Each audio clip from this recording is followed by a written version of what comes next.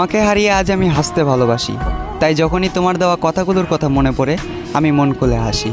সবাই শুধু উড়তেই দেখলো, কেউ পড়তে দেখলো না, যেমন আকাশে উড়ন্ত ফানুস। আসলে আমি হাসির আড়ালে কষ্ট লুকানো একটা মানুষ। মাঝে মাঝে খুব বাজেভাবে তোমার কথা মনে পড়ে, তবে মন চাইলেও কথা বলতে পারি না আর জোর করে। একটা সময় ভালোবেসেছিলে তাই জোর করেছি, আজ ভালোবাসো না তাই সে অধিকারটাও হারিয়ে ফেলেছি। আমি তোমার জন্য মরে গিয়ে ভালোবাসার প্রমাণ দিতে চাই না, বরং মরার আগ পর্যন্ত তোমার জন্য অপেক্ষা করতে চাই। আমি জানি পরিবর্তনশীল মানুষ, তবে আমি একটা অমানুষ, কারণ চোখের সামনে কত মানুষ পরিবর্তন হয়ে গেল, শুধু আমি পরিবর্তন হতে পারলাম না।